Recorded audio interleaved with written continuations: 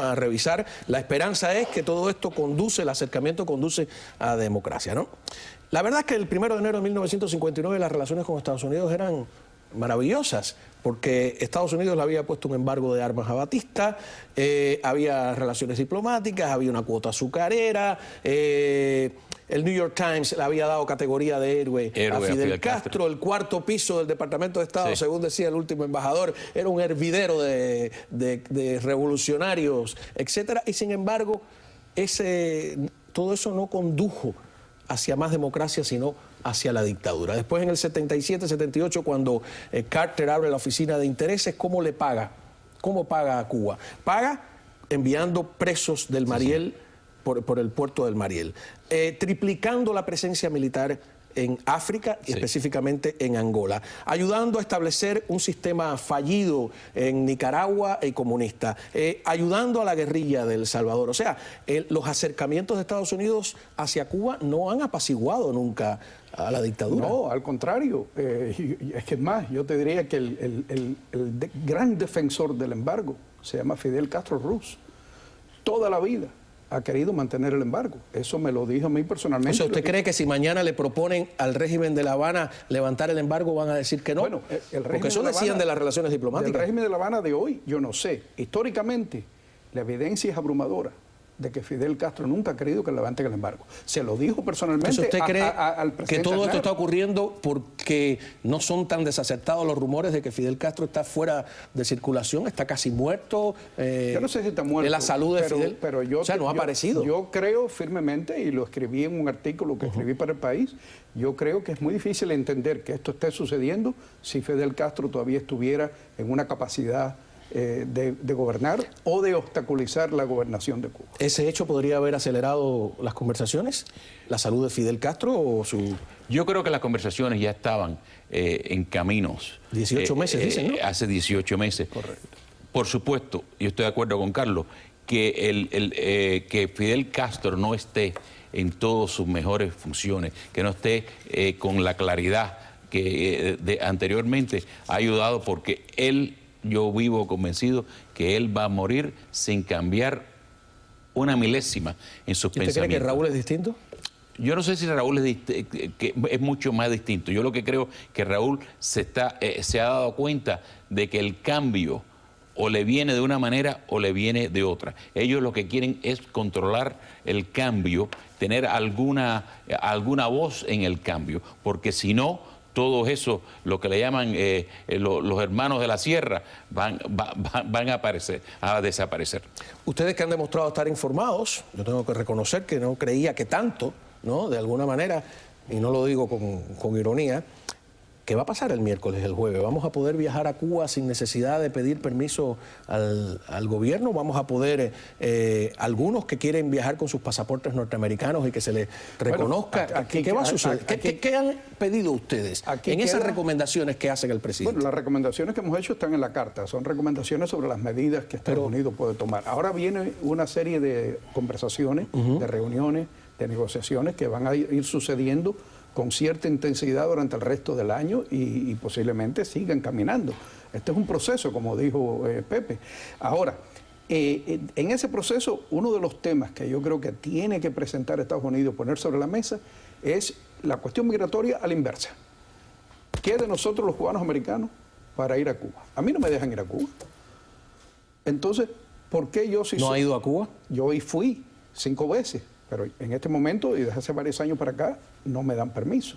Entonces, ¿por qué yo tengo que pedir un permiso para ir a mi país?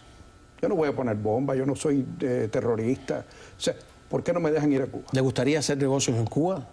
En un momento, el día que mis hermanos en Cuba puedan tener los mismos derechos que yo para poner un negocio y contratar su personal directamente, no a través de una agencia del gobierno, que sería a lo mejor. Vamos a ver qué dice una senadora de Michigan sobre la posibilidad de fabricar automóviles norteamericanos en la isla. Adelante. Hemos tenido la misma política desde hace 50 años y no se han conseguido los resultados que queríamos. Creo que algo de sentido común indica que después de 50 años hay que intentar algo más. Te puedo decir, como líder del Comité de Agricultura de nuestro partido, que hay oportunidades increíbles en mi estado natal, Michigan, para vender a Cuba, para asociarnos. Mi estado fabrica automóviles. Yo miro alrededor y si no hubiera embargo, vería a Michigan haciendo automóviles aquí en Cuba. Y eso es una cosa maravillosa para nosotros. Así que tenemos oportunidades de hacer una sociedad económica que fortalecerá las oportunidades para el pueblo cubano. Inocente eso. A ver, ¿por qué no se fabrican automóviles europeos en Cuba? ¿Que no hay embargo? Primero, ¿O japoneses? En Cuba fue un país agrícola toda una vida. En Cuba sería la industria, sería la pequeña industria, sobre todo donde si hay para la creación de empleo, tienen que ser industrias que no sean al nivel de automóviles y de eso, pero estamos hablando de fabricación, por decir una cosa, ropa, por fabricación de pequeños tools, ¿cómo se llama? Herramientas. Las pequeñas cosas de esas. No estamos hablando de que en Cuba se va a convertir en el Detroit del Caribe. ¿Y por qué no?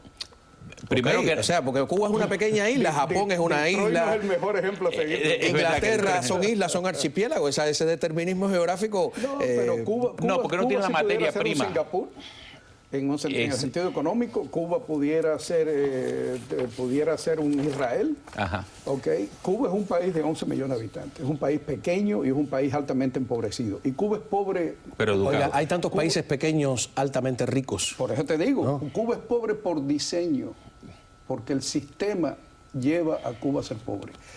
Por ejemplo, usted como banquero, ¿podemos pagar con tarjetas de crédito como se está diciendo en Cuba? ¿Cómo va a ser eso? Eso viene, sí, es una de las medidas que permitió Obama y yo creo que las permitan. ¿Y cómo será el fraude? Hace una semana aquí pusimos a una persona que está fugitiva de los Estados Unidos por fraude, aparentemente con tarjetas de crédito, $2 millones, tengo entendido, está en La Habana. Y sí, mira, primero que nada las tecnologías de las tarjetas de crédito están avanzando enormemente. Ahora con el chip y otras cosas el fraude se está acabando. Bueno, no se está acabando, pero se está haciendo muchísimo más difícil. Ahora, el fraude, como toda la vida en la empresa, es que el inversionista tiene que cuidarse. Si el fraude llega en Cuba a un punto donde es imposible hacer negocio para las compañías de tarjeta de crédito, lo cierran. Es tan sencillo como eso.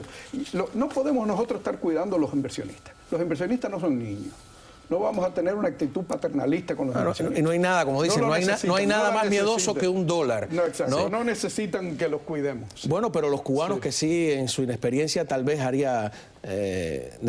hacía falta un poquito de instrucción, ¿no? ¿Usted no cree, por ejemplo, que quién es el gobierno, yo lo sé que sucede en otros países, para impedirle acceso libre al crédito? Si un cubano de Guanabacoa le quiere pedir un préstamo a usted y usted está en acuerdo de dárselo, ¿por qué el gobierno debe impedirlo? El gobierno lo prohíbe. Sin embargo, una de las industrias que más auge tiene en este momento en Cuba, a escondida, es el garroterismo, el préstamo, etcétera.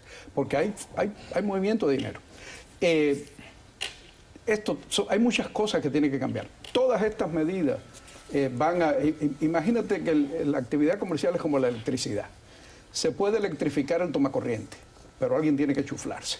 Pero no estaremos confundiendo nuestras aspiraciones con los hechos concretos. Por ejemplo, leyendo los hechos. ¿Qué estaba ocurriendo 7 días antes de que se anunciara? ¿Estaban en plena negociación o ya estaban casi terminadas, no?